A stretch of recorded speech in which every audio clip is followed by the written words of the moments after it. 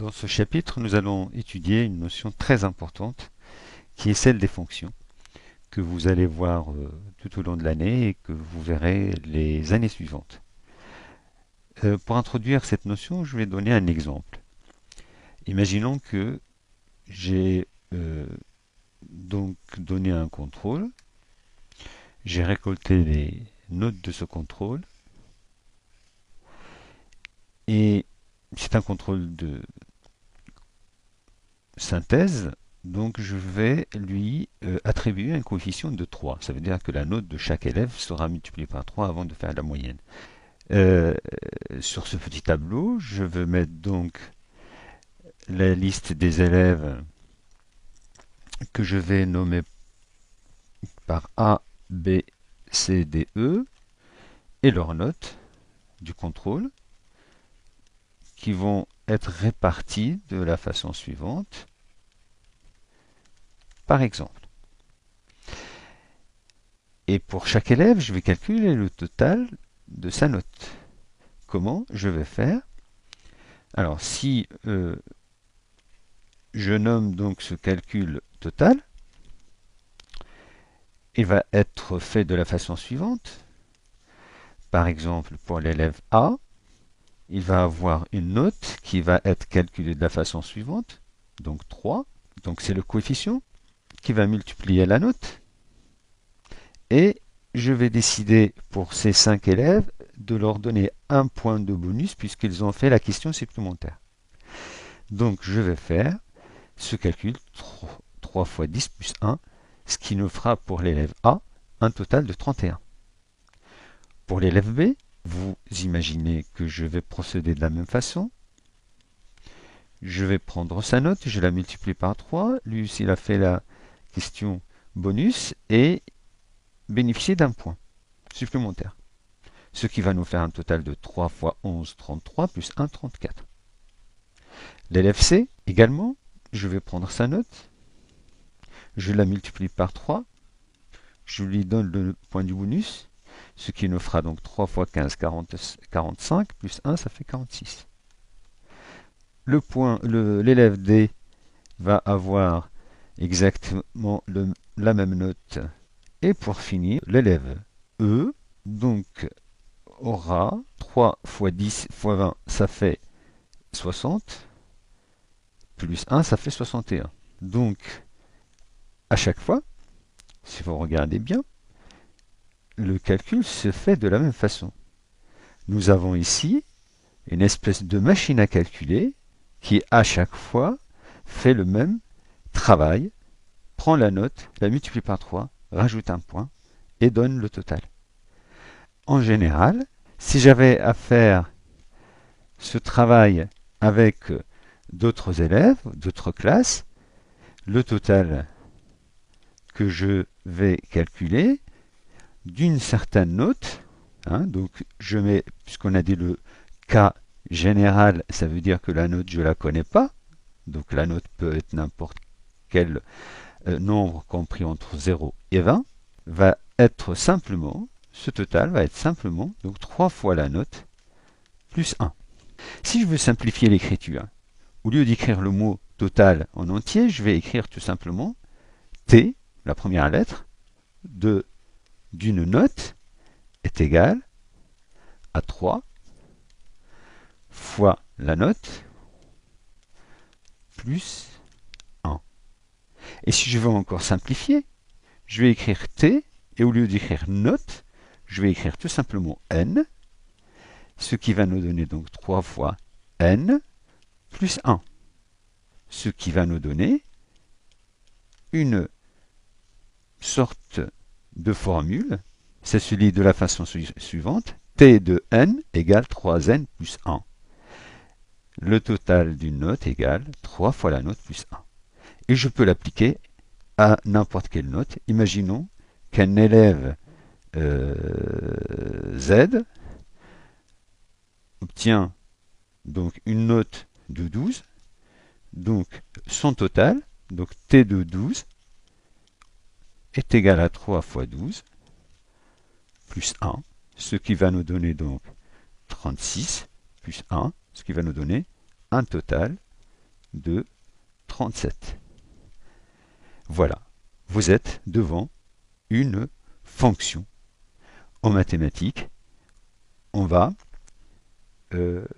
appeler ça en général, puis on va prendre la première lettre du mot fonction, donc la lettre F. Vous allez retrouver souvent,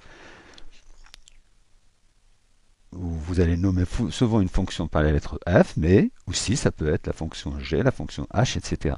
Donc vous trouverez, par exemple, dans un exercice, l'étude de cette fonction.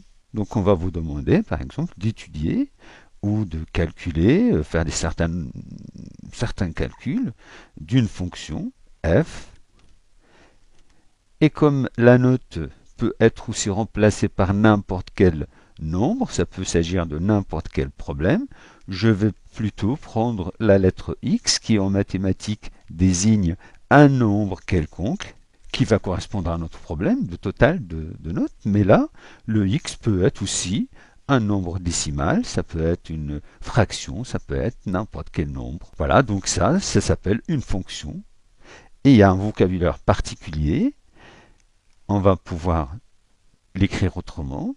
F, c'est une fonction qui est pour tout nombre x associe 3x plus 1. Ce qui veut dire en clair, si je prends un nombre quelconque au départ, je vais le multiplier par 3, je vais lui ajouter 1, et ça va me donner donc le résultat, c'est-à-dire la valeur de f de x, f de ce nombre. Je reprends encore un exemple ici. Si je prends f d'un nombre simple, 0 par exemple, et va lui associer 3 fois 0 plus 1. Et si je fais le calcul, ça me donne 1. Donc la fonction f, c'est une fonction qui va associer au nombre 0 le nombre 1. De cette façon, nous allons avoir des nombres de départ, 0 par exemple, 1, 1,5, 100, et à chaque nombre, nous allons lui associer un autre. Pour 0, on a vu que c'est 1. Pour 1, 3 fois 1, ça fait 3 plus 1, ça fait 4. Donc il va avoir 4. Pour 1,5 fois 3, ça fait 4,5 plus 1, ça fait donc 5,5. Pour 100, 3 fois 100, ça fait 300 plus 1, ça fait 301. Donc nous avons des nombres de départ, ceux qui sont ici, et le nombre d'arrivée, ce sont donc les résultats des calculs. Et on va dire tout simplement, là c'est un mot qu'il faut retenir, on va dire que 1 est l'image de 0, où 0 a pour image 1. Et on peut dire la même chose pour 4, 4 est l'image de 1. Si 1 est l'image de 0, il faut bien aussi trouver un qualificatif de 0 par rapport à 1. On va dire que 0 est l'antécédent de 1, puisque c'est lui qui donne naissance à 1, et non pas le contraire. 1 est l'antécédent de 4. 4 est l'image de 1. Il faut retenir que pour tous les nombres de départ, ils ont une seule image par cette fonction. Par contre, on peut, dans certains cas, voir donc une image qui a deux antécédents. On verra dans d'autres exemples. Dans la suite, on va voir qu'est-ce qu'on peut faire avec, donc, dans ce chapitre des fonctions. Alors, d'abord, on va pouvoir calculer les images des nombres quand on connaît l'expression de f de x. Imaginons une fonction. Ne cherchez pas à comprendre qu'est-ce que ça veut dire, à quoi ça correspond x au carré moins 3. Je viens de l'inventer. J'aurais pu aussi inventer une fonction, une autre, qui s'appelle g de x, qui, elle, va prendre donc 1 sur x plus 2. Là aussi, je viens de l'inventer. Ne cherchez pas à savoir, de donner un sens. Peut-être qu'il y a un problème qui est résolu par cette fonction, peut-être pas. Une fonction h de x peut également, vous avez vu par exemple l'année dernière la fonction cosinus, ça peut être tout simplement la fonction cosinus de x.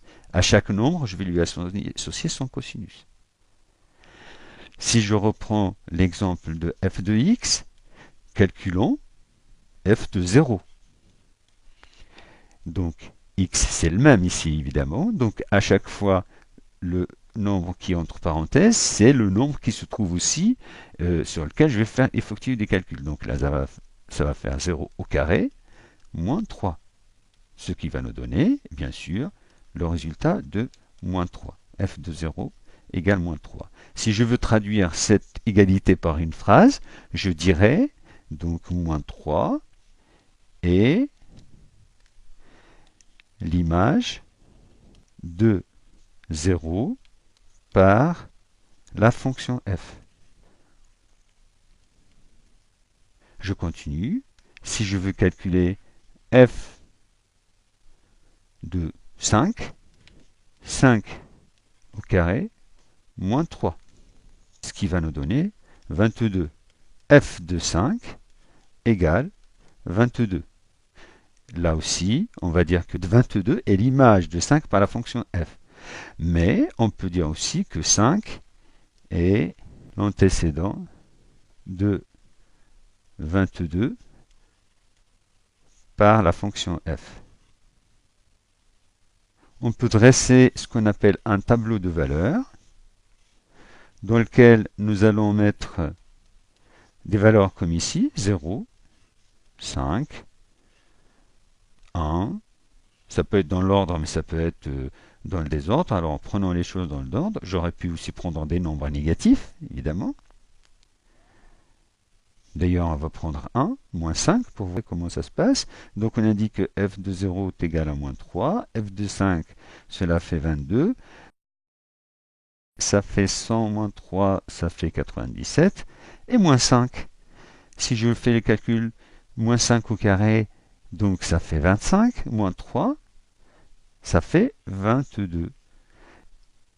Remarquons au passage que le nombre 5 a pour image 22, le nombre moins 5 a l'image également 22. Ce qui veut dire que une image peut avoir deux antécédents. C'est le cas de 22 ici. Ce tableau de valeurs me permet, par exemple, alors, pour des fonctions simples, de représenter donc ces fonctions sur un repère dans lequel les valeurs de x, les valeurs de départ qui sont 0, 5, 10, moins 5, vont être placées sur l'axe horizontal ici, et les valeurs ou les images vont se trouver sur l'axe vertical. Ce qui veut dire que moins 3, je vais le placer ici, 22. Bon, alors, et évidemment, il faut, quand on trace quand on représente une fonction, on prend le soin de la tracer dans un repère orthonormé pour avoir des graphiques donc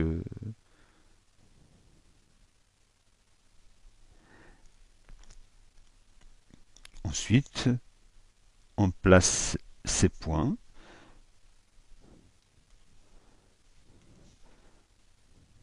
Alors, évidemment, c'est un croquis. Ici, nous avons l'image de moins 5, c'est 22. Ensuite, on relie ces points, on les relie avec une ligne pour donner la représentation graphique. Avec un grapheur, cela nous donnera un graphe plus propre, plus précis pour cette fonction.